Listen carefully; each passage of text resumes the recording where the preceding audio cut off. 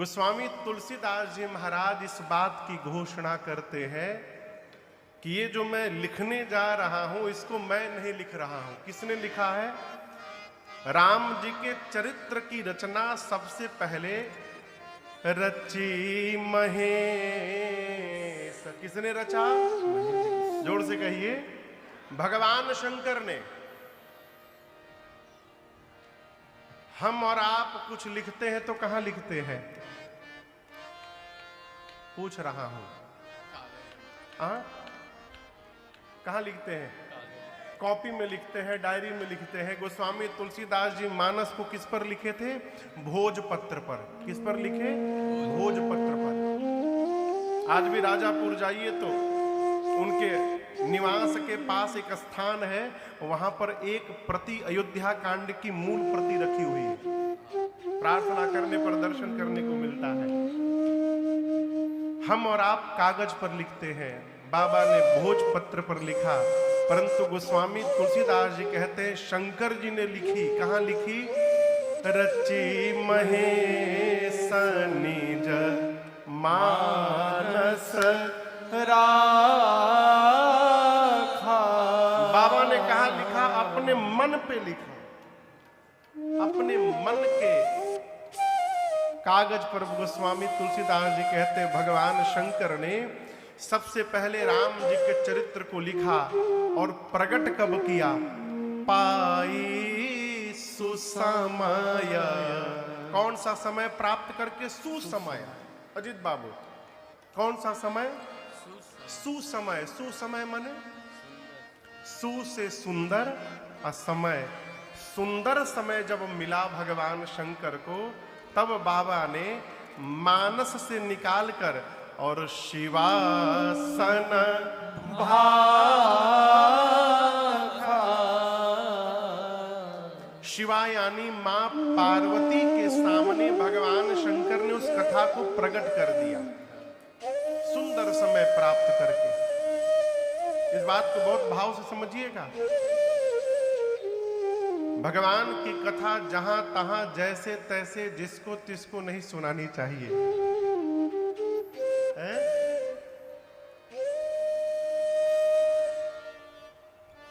आप में से कोई सोना चांदी का काम करता है? कोई सुनार भैया है यहां पर? नहीं है। चलिए कोई बात नहीं। जब किसी बहुत बड़े शोरूम में जाइएगा ना और उनसे कहिएगा ये हीरा दिखाइए, वो हीरा दिखाइए, तो केवल सुनेंगे, दिखाएंगे नहीं जल्दी। क्यों? जब तक उनको ये विश्वास नहीं हो जाएगा कि आप वास्तव में ग्राहक हैं, तब तक वो हीरा बाहर से निकालने वाले नहीं हैं। कहेंगे ऊपर से देख लीजिए। उसी प्रकार भगवान की कथा वो अमूल्य हीरा है जिसको जहां तहां नहीं बांटना चाहिए। इसका सही ग्राहक जब तक नहीं दिखाई पड़े तब तक कथा भूल कर भी नहीं सुनानी चाहिए। भगवान शंकर तो उत्तरकांड में कहते हैं यदि इंद्र जैसा राजा क्यों न हो। संत भैया, कौन? इंद्र, साक्षात इंद्र आ जाए और सामने आकर के बैठ के कहे कि महाराज हमको राम जी की कथा सुनाइए, हम कथा प्रारंभ करने जा रहे हैं। इंद्र कभी इधर देख रहे हैं, कभी उधर देख रहे हैं, कभी कान खोद रहे हैं, तो वहां से प्रणाम करके चले जाना चाहिए। यदि श्रोता मन लगाकर कथा श्रवण न करे तो भले इंद्र क्यों न हो, उसको कदापि भगवत कथा नहीं श्रवण करानी चाहिए। ये मर्यादा भगवान शंकर ने दी। कथा किसको सुनानी चाहिए? बाबा कहते हैं राम कथा के ते अधिकारी।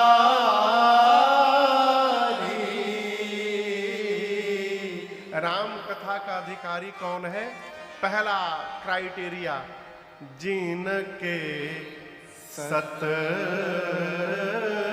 संगति अति प्यारी।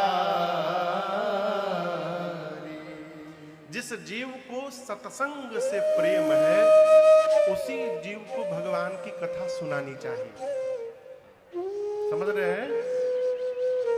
तो भगवान शंकर लिख करके मन में रखे रहे।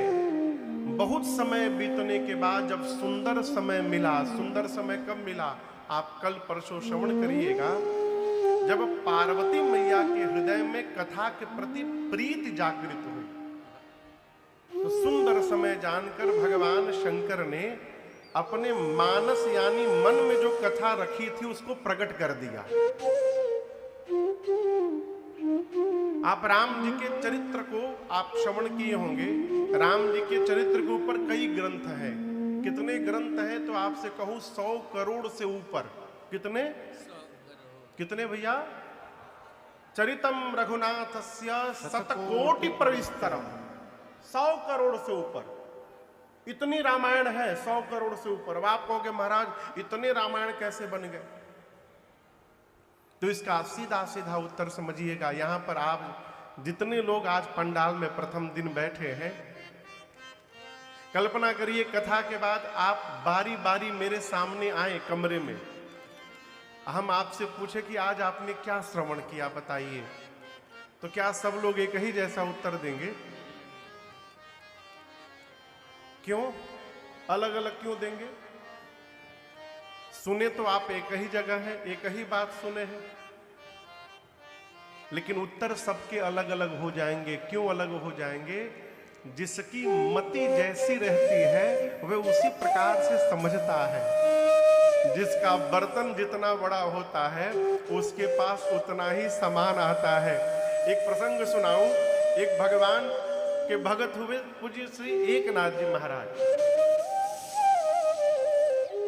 आपको पता है अभी हम लोग कथा प्रारंभ किए तो श्री हनुमान जी महाराज का और भगवान शंकर का आवाहन किए, क्योंकि कथा के 2 प्रधान श्रोता हैं। अब यहां दर्शन करिए व्यासपीठ पर, मैं तो सुना रहा हूं, सामने मेरे राघव सरकार बैठे हैं, ये सामने बीच में है। मैं पिछले 15 वर्षों से इनको राम कथा सुना रहा हूं।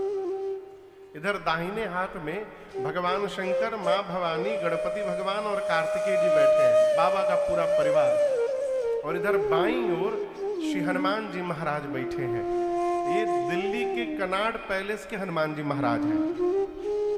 इनके पहले दूसरे हनुमान जी कथा सुनते थे, वो अभी निवास पर है दरबार में। ये आ गए अपने आप कथा सुनने के लिए, तो 2017 से ये सुन रहे हैं।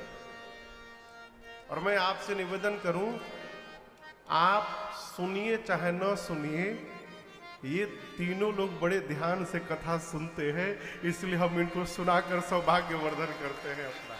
है?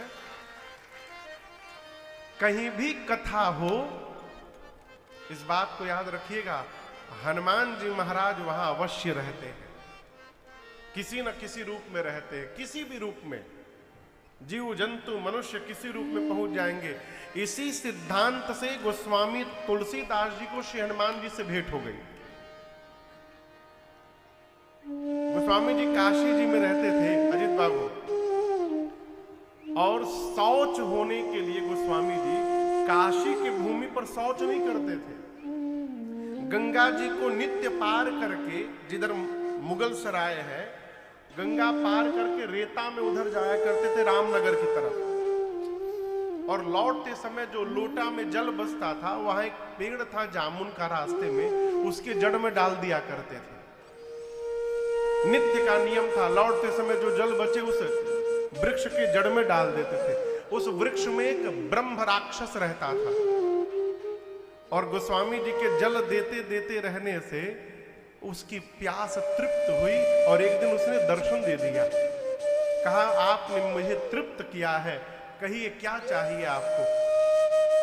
गोस्वामी तुलसीदास जी बोले, मुझे भगवान का दर्शन करना है।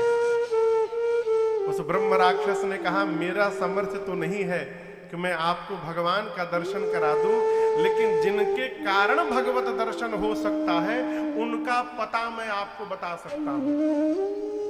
तो किनके कारण भगवान मिलेंगे? राम दुआरे तुम रखवारे,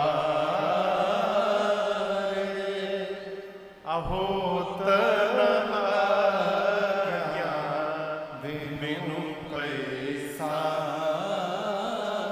भगवान के द्वार पर श्री हनुमान जी महाराज बैठे हैं। बिना हनुमान जी की कृपा मिले राम जी का दर्शन मिलने वाला नहीं है।